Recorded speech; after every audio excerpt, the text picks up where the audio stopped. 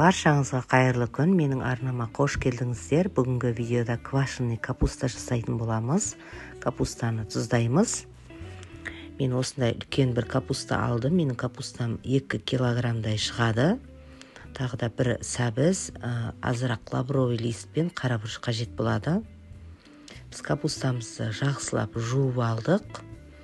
Енді ортасынан бөліп, біз капустамызды ұсақтап турайтын боламыз.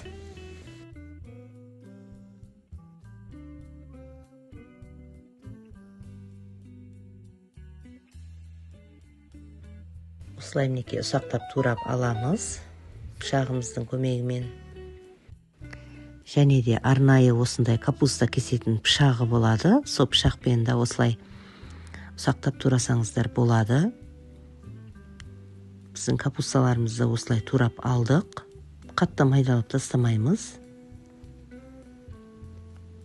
Терканың көмегімен бір сәбізімізді ұзыншақ қылып теркадан өткізіп алатын боламыз. Осылай мінекей ұсақтап өткізіп алдық. Осы сәбізімізді капустамыздың үстінен салатын боламыз. Үстіне ас қасықпен бір ас қасық тұз салып, жақсылап біз осы капуста мен сәбізімізді араластырып алатын боламыз.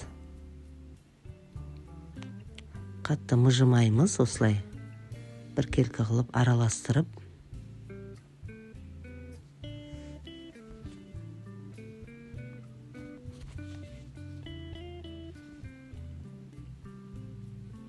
Осылай араластырып алдық. Енді мен 3 литрлік банкаға салатын боламын осы капусталарымды.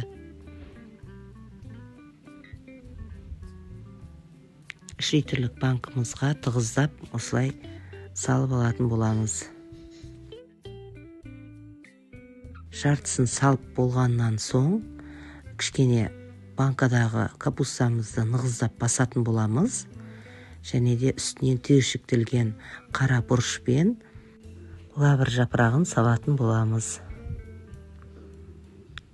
Лавр жапырағын кішкене ұсақтап саламыз осылай. Көп салып жібермейміз, аз ғана түйіршік болса жетеді. Үстінен қалған капусталарымыз саламыз. Қалған капусталарымызды түгелдей салып, үстінен кішкене банкымызды нығыздап, біз осы капусталарымызды 3 тәулікке қалдыратын боламыз. Осылай мінекей үстіне нығыздап аламыз. Және де үстіне тағы да азырақ қара бұрышпенен лавр жапырағын ұсақтап салсаңыз болады. Кішкене нығыздап жібереміз. Бетіне осындай марлямызды жауып, осындай крышкамен басып қойсаңыздар болады. Біздің осы капусталарымыз 3 тәулік бойы тұруы қажет. Бірінші тәуліктен кейін біз капусталарымыздың бетін ашып, палочканың көмегімен арасындағы газдарды және де ауасын шығарып тұратын боламыз. Осылай түйреп қоямыз. Бетін марлемен жауып, тағы да бір 2 тәулікке қалдырамыз. 2 тәулік тұрған біздің капусталарымыз мінекей дайын болды. Осындай болып дайын болады. Ыдысымызға салып, осылай ұсына берсек болады. Метаболизмге пайдалы, өте керемет салаттардың түрі. Міндетті түрде жасап көріңіздер. Астарың дәмді болсын.